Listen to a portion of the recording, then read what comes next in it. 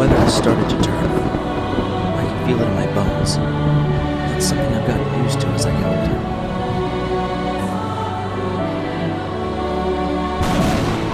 I can feel when it's about to rain. Before I hear the first raindrop, I know it's coming. I get this nagging in my left leg, like mine are teething in my joints. As soon as the rain starts, the feeling goes away.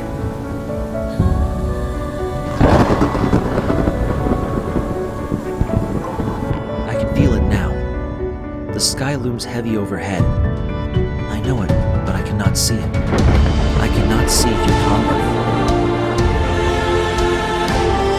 When I was a kid, I thought I could see through things. I was focusing and unfocusing my eyes, and it appeared as if I could make things move to the side or go away.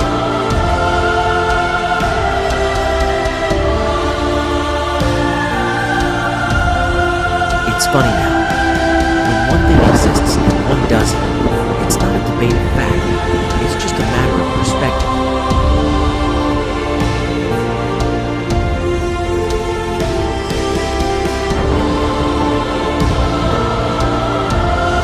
This is what I have. The inner ramblings of my soul laid bare. The paper exposing my innermost feelings and thoughts.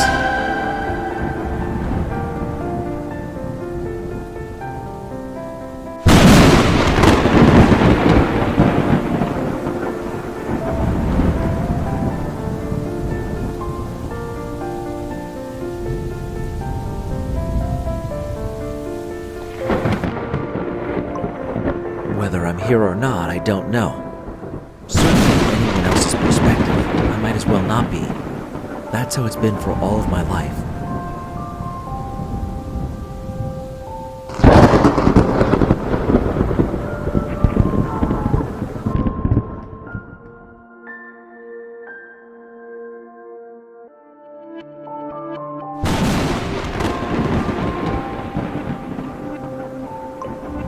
I don't know if I'm here or not. I have no evidence for my existence except for my own thoughts twisting and turning inward on me. I batter the walls with the anger of my insignificance before collapsing into such severe tears that I crave water like a lost desert nomad.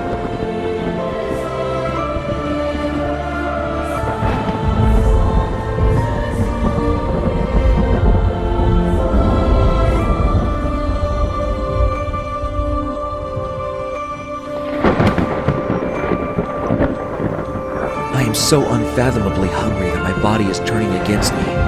It's speaking to me in a language that I barely understand. It's like a primal, archaic script.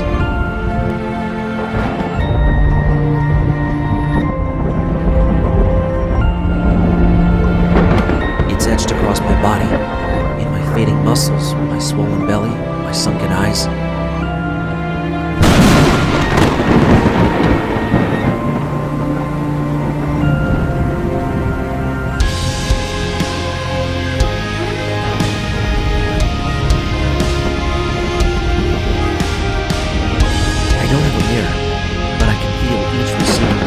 Slowly getting further and further away from the person I once was.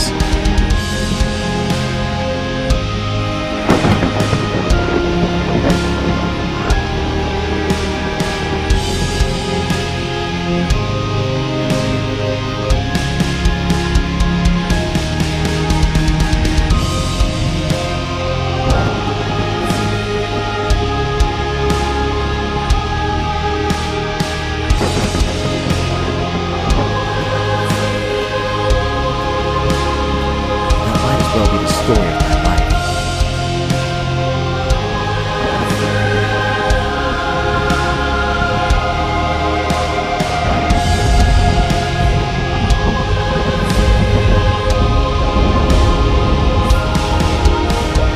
My body is screaming at me in a guttural, unsaid sense that is both clear and unclear. It is the muddied water of a crystal pond, the cloudy amber of preservation.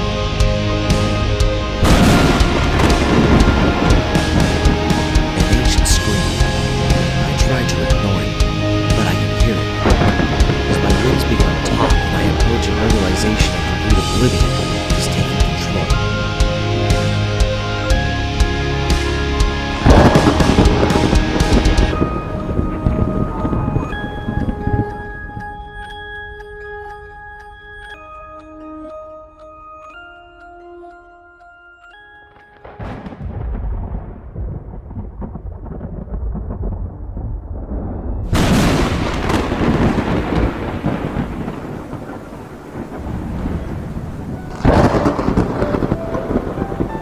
For every raindrop I don't hear, my body amps up the magnitude of its efforts tenfold, but to no avail.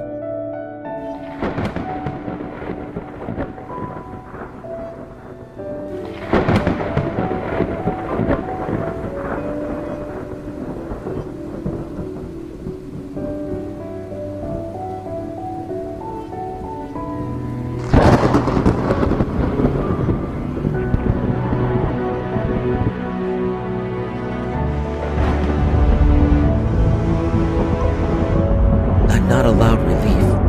I don't know why. All I know is the slow decline of what I once thought of as myself.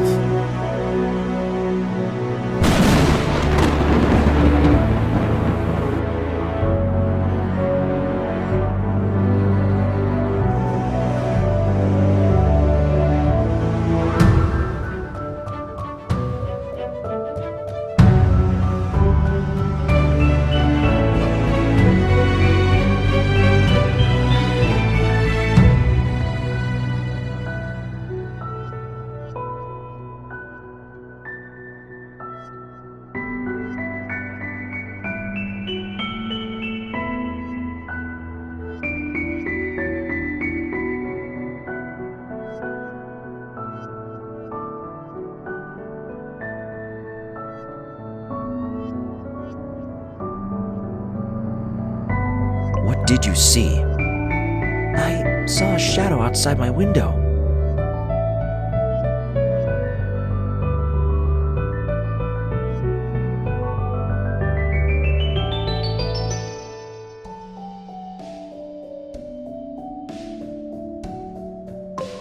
Did it say anything to you? I don't know. Think about what you told your parents. It told me not to tell anyone. You're safe, Dan. We're police officers. We're here to help you. That's right. You and your family are safe.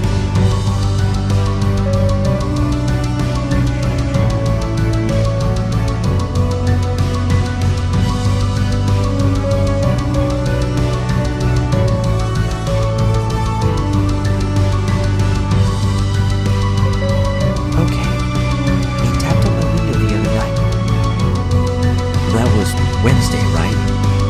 Yeah. I went to my window and I opened the curtains.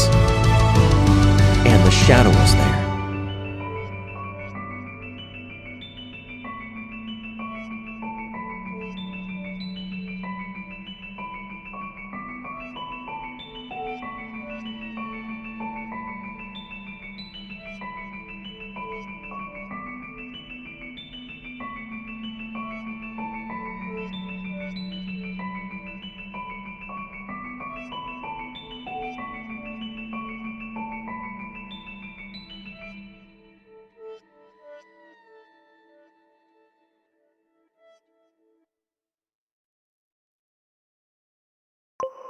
Yeah, I couldn't hear it at first. I wasn't afraid yet.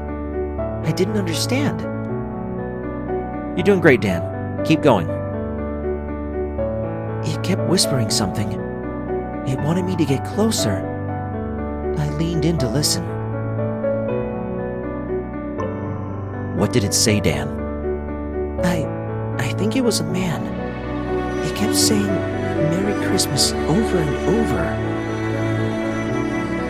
Was that all he said? Yeah. You're doing really great, Dan. Just one more question, okay? Okay. What happened after he said Merry Christmas? After it said it a few times, the shadow disappeared.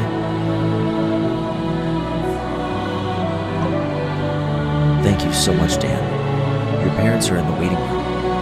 Right outside the door is Officer Mako. She'll take you to them. You did really well, Dan. Really well. We're proud of you.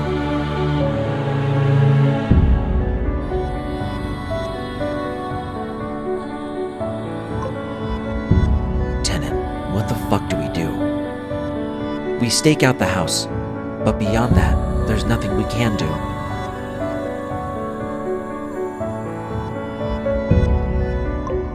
This is the third case, and all you want to do is stake out the house?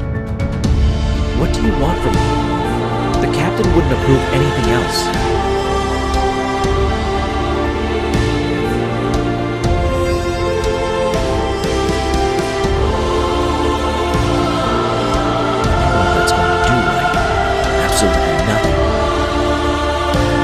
Caseload so big right now, the paperwork is literally falling off my desk. This is wrong. I know. But look, it's more likely the kid will be fine. They'll forget all about it like a bad dream. I'm heading out.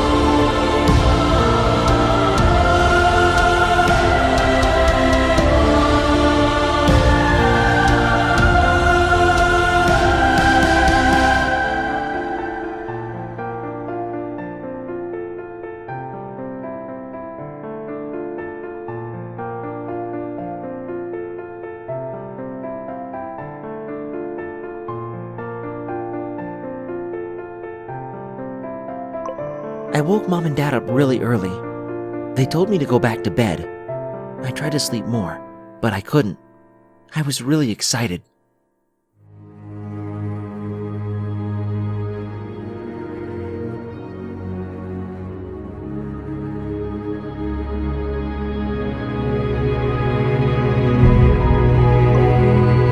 This is my 8th Christmas. I asked Santa for an RC car like the one I saw on TV. I sent a letter a few weeks ago. I was looking forward to getting it.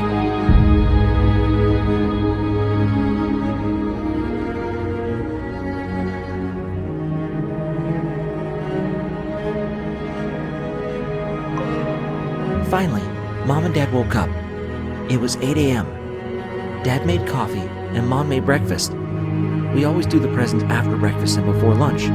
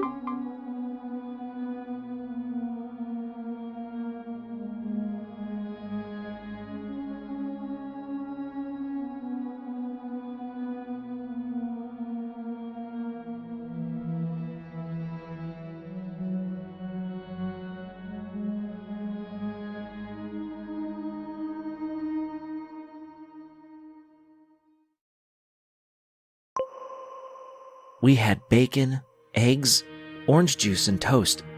It was delicious. I was really looking forward to the presents.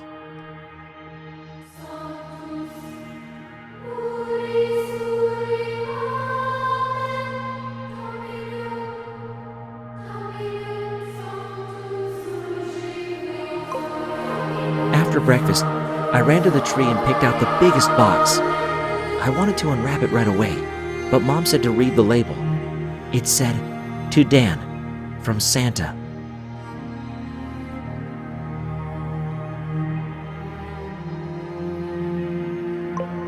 Mom and Dad sat on the couch as I tore away at the wrapping paper. I was so happy when I saw the label. It was the exact RC car I wanted. Dad said that Santa always knew what little boys and girls wanted.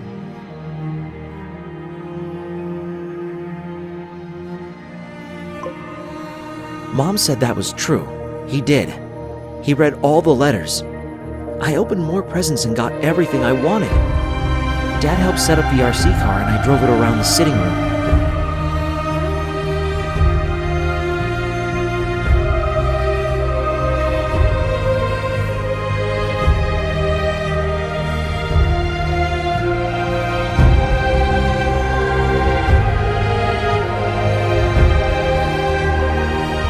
Mom went to get the turkey and ham in the oven. The doorbell rang and I opened the front door. No one was there, but there was a huge present on our porch.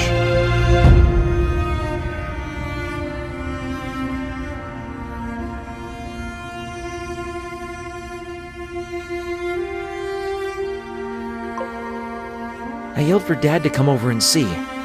Santa left us something big. The box was bigger than me.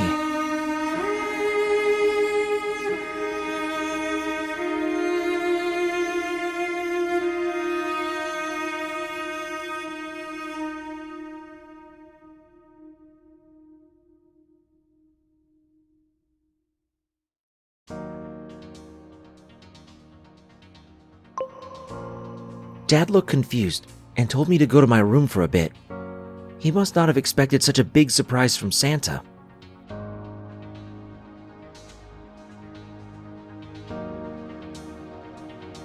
I'm still in my room and I can't wait to see what it is. I'm so excited.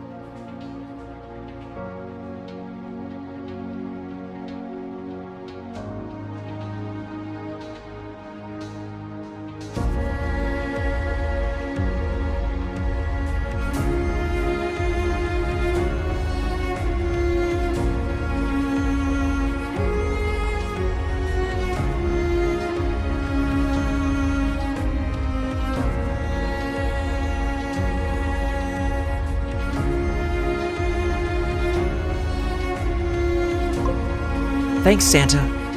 Yours, Dan.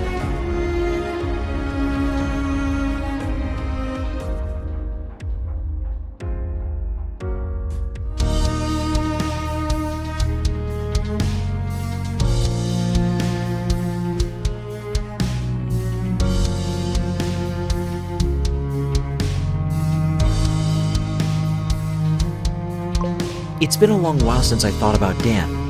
But I'll give you what I remember. Did something happen to him? I really did wish him the best. He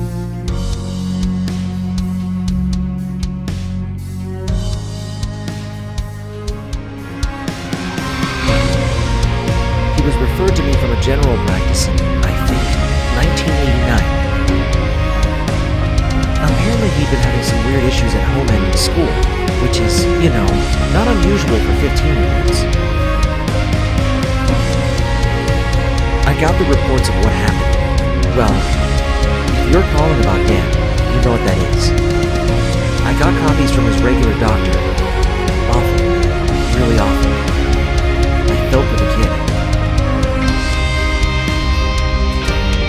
I wasn't sure what was going to happen in his first session. I went in expecting the worst. But it wasn't the worst. Or, well, the best either. He felt a little detached, he said. Removed from his peers, and a little from himself too. Disassociation as a trauma response, even years later, is perfectly normal, and I knew what I was dealing with. It turns out he'd been suffering from PTSD for years, had practically grown up with it since the incident. His parents thought that it'd go away with time. They were very wrong. This kind of thing needs to be treated ASAP. It disrupts your sleep, your energy levels, your anxiety levels. When it runs rampant and uncontrolled, it can pervade every area of your life. Dan had been living with profound and far-reaching consequences of PTSD for years. He thought it was normal, but I helped. At least I think I did. We went through basic cognitive behavioral therapy. This helped him feel grounded, in control of himself and his thoughts. It curbed the disassociation, helped him feel a bit normal again.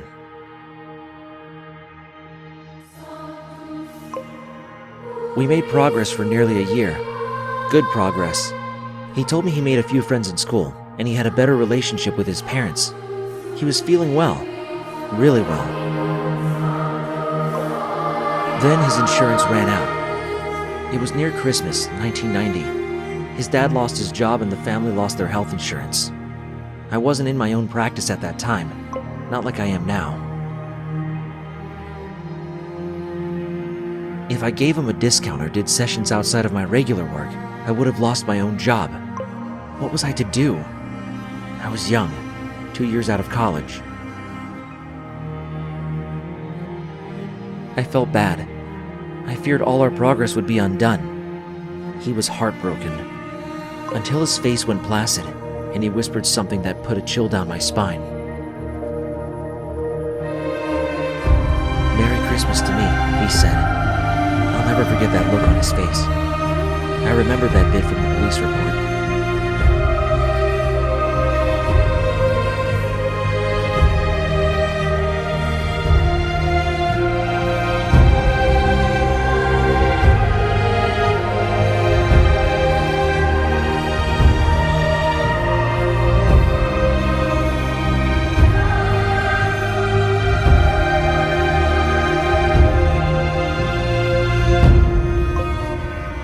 I didn't sleep that night. I didn't sleep well for weeks. A flawed healthcare system had just let this boy loose. Then I heard about the assault.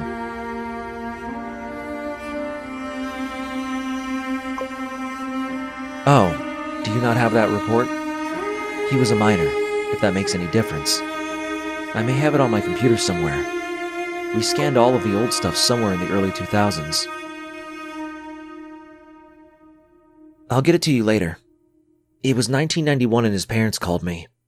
They wanted my help in court. Dan was in danger of being hospitalized. I'm sure you know the hospitalization I'm referring to. They wanted testimony from me. I asked what he did, and they said he assaulted a mall Santa. They didn't go into details. I found out later it was pretty brutal, but I gave testimony. Told them he needed therapy, but not in a confined manner against his will. He just needed what every other country in the world gave for free. He avoided hospitalization and got probation, thank God. But he didn't dodge it the next time. Couldn't really.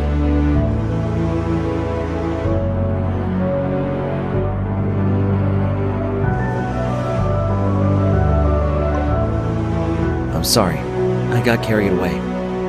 I have to see a client. If you need anything else, give me another call. Thanks. Bye.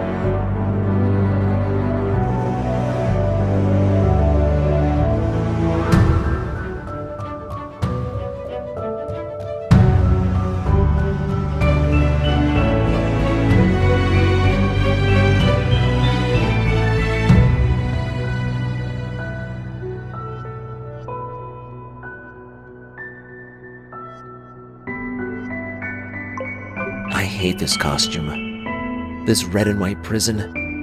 I loathe it like I loathe myself. It's a part of me.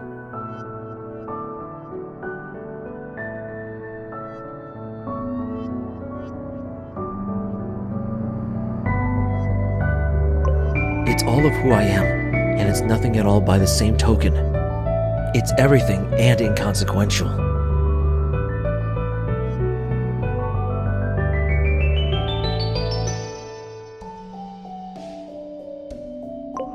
The factors that brought it to life are the same ones that brought me to extinction.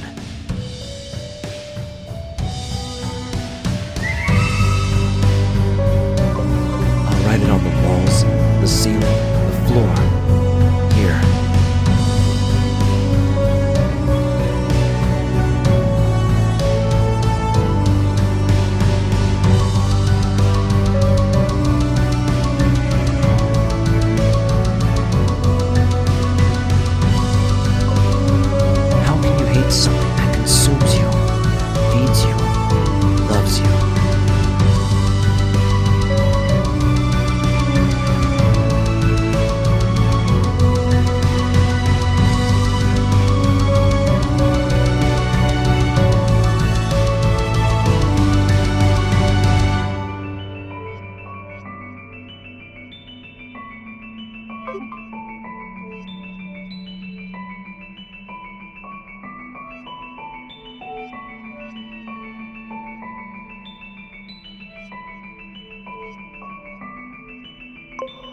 Yet, I hate it and love it by equal measure and won't figure it out. There's no logical conclusion to be had.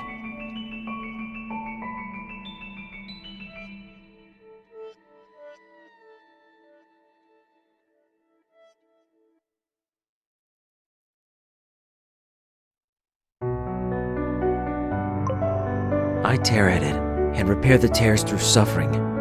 I rip it and I myself am torn apart. I am it.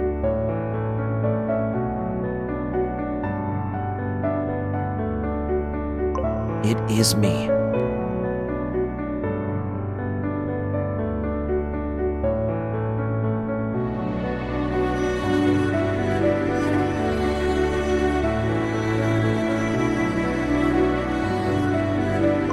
I lost the hat God knows when, and it felt like I lost a part of myself, like a chunk of memories and experiences had up and left in the middle of the night. Maybe I deserve to lose the rest, and I can't bear to let it go willingly. I can't take it off. I can never take it off.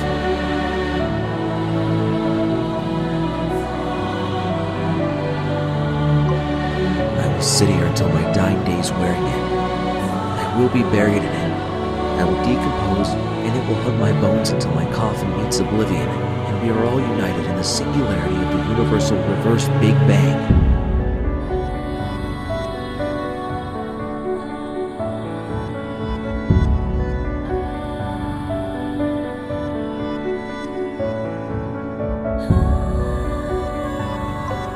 Everything is pulled infinitely towards the center point of an unfeeling and timeless universe that has no concept of anything human.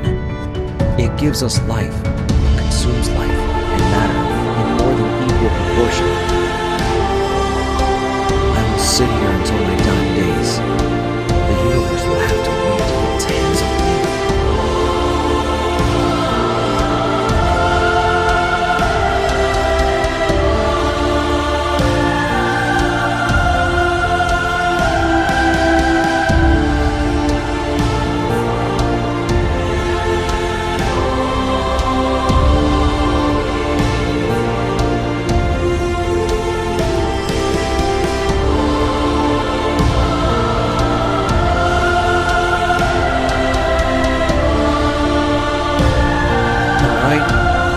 Just over half a dozen reports for kidnapping, and double that in potential sightings. Let's go over the basics.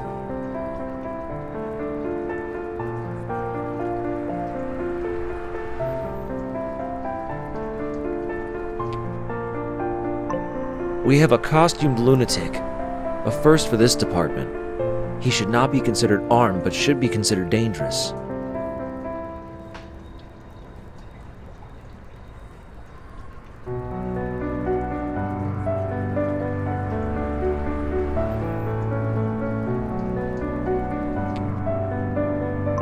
He wears a pristine Santa costume.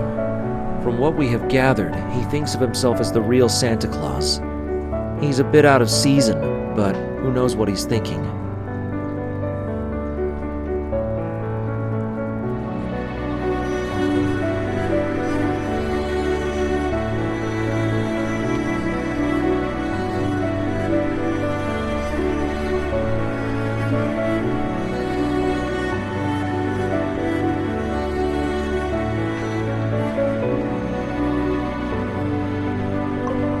His main method of kidnapping is luring kids in with his costume first, then convincing them. I want all of you to read over the report on page 3 of the document stapled in front of you.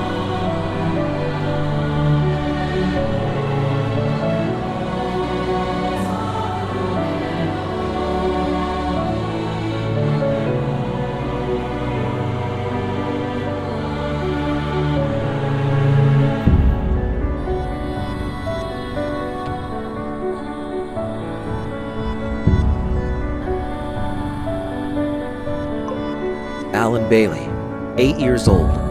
A neighbor had their eyes on the whole thing, and when they went out to confront Santa, they both disappeared. Alan was then reported missing by his parents when the concerned neighbor went next door.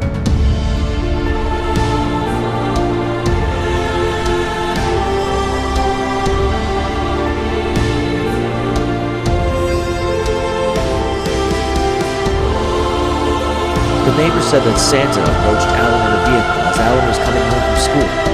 The vehicle was a nondescript gray Mercedes van. Potential models, years, and license plate particulars are on page 4.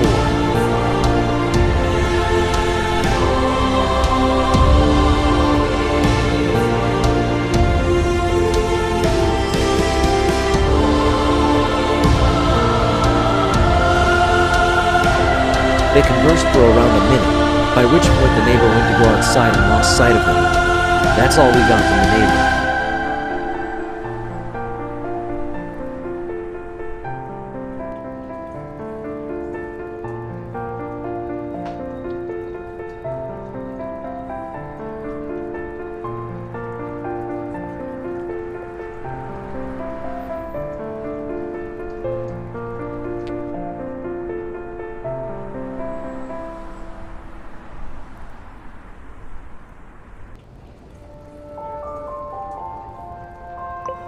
Page 6. Courtney Perry, age 9.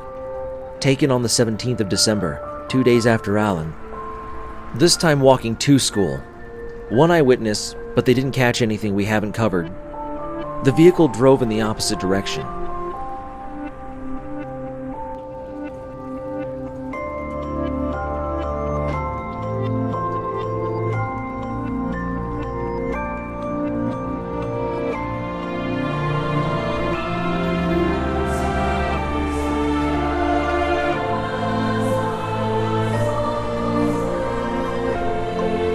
Approximate time of abduction is 8:34 a.m.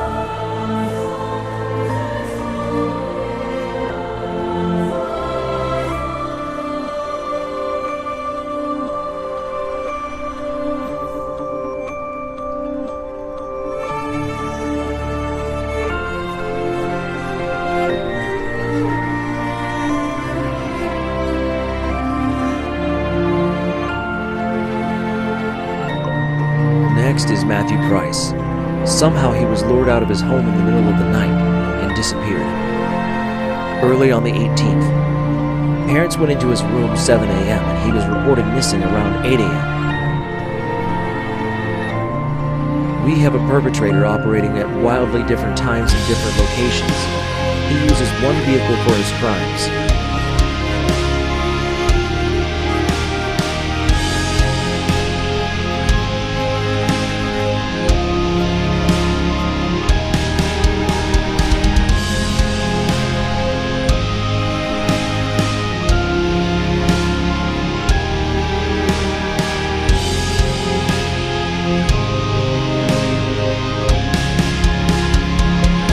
This is everyone's first priority. You're to drop everything that is not critically important and get to work on this. The city is in panic mode.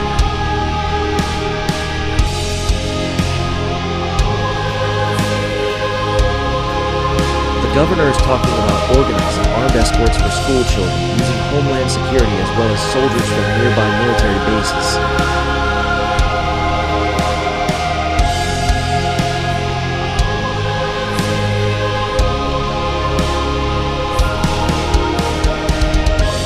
I have told him personally that will likely make the situation worse. Santa here will flee the city and we'll never see those kids again.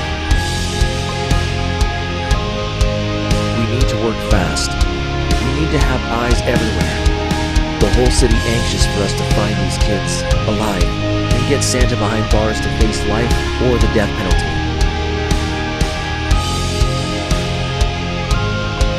I'm counting on you. The city is counting on you. And most importantly, those kids are counting on you.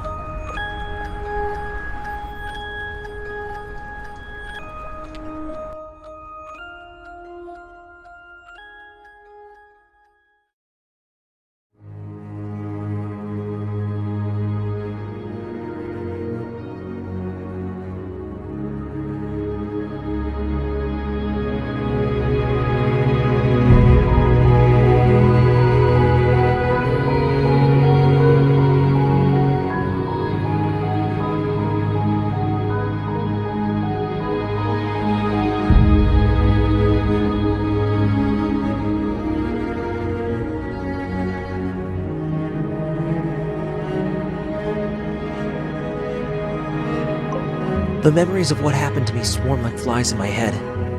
I keep seeing his face. The beard. At first I thought the beard was fake until I tugged on it. Then he slapped me in the face. It was real. The blood in my mouth made me learn my lesson.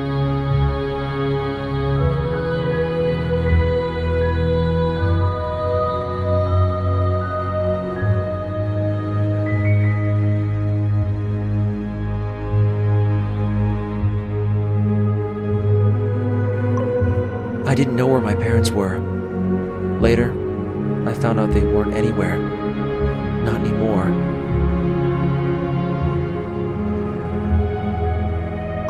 I just keep seeing his face. The sunken eyes and the yellow teeth. The grayed facial hair that smelled like stale beer and vomit.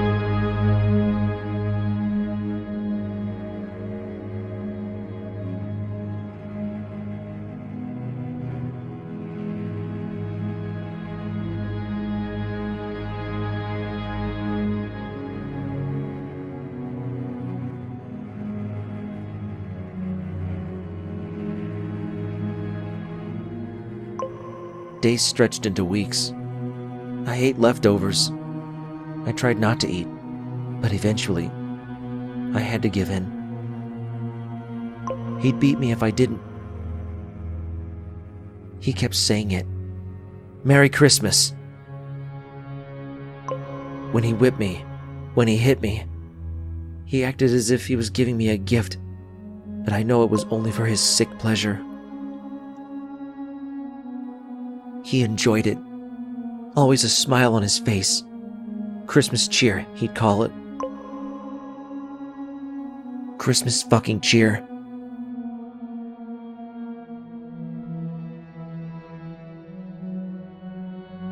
I don't know how long I was down there. It was dark.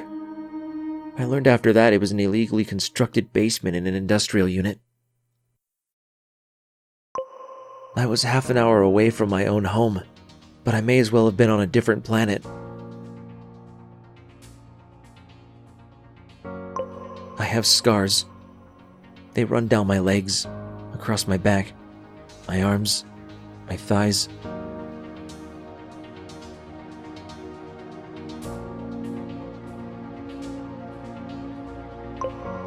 I wish I just had physical scars. They ache sometimes. And I see his face.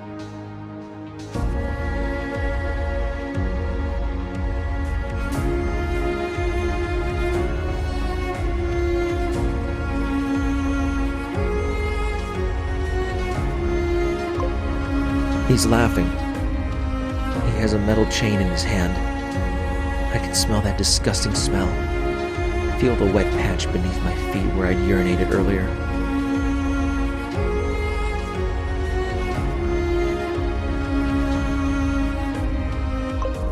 I left part of myself in the basement.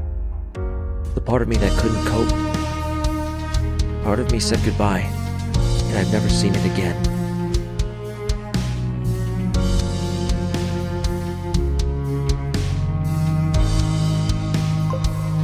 I got glimpses in high school. I made some friends for the first time since.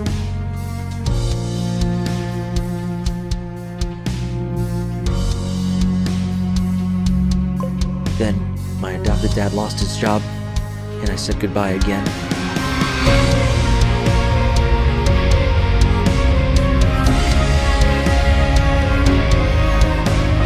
I deserve it. I deserve everything. I know I do.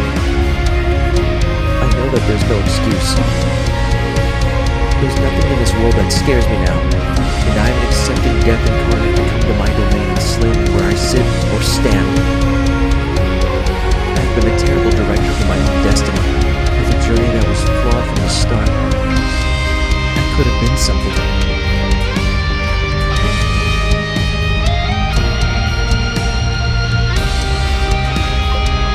Instead, I am this. Words on a page. I have my memories, my trauma, my lived experience.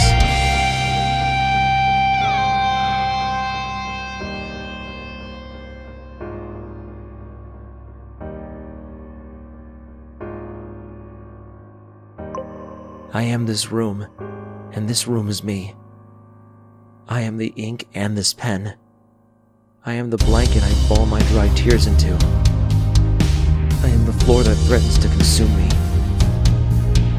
The light blinks, and I fear I've disappeared for a moment. I hear scratching in the walls at night that terrifies me. Something is digging to me. I don't know what they will do when they get here. The sound is getting closer and closer. Every night a little bit louder, more fervent scratching. Sometimes I think it's inside my head and something is digging into my brain. I've plugged my ears with torn cotton from my blanket so that no more of them can get in, and they will starve in my head for what they've done to me.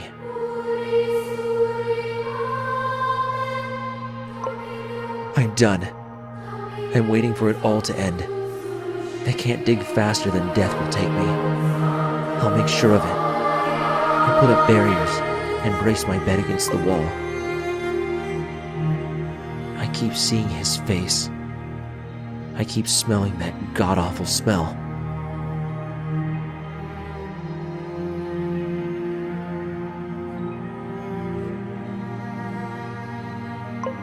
I'm still there in that basement.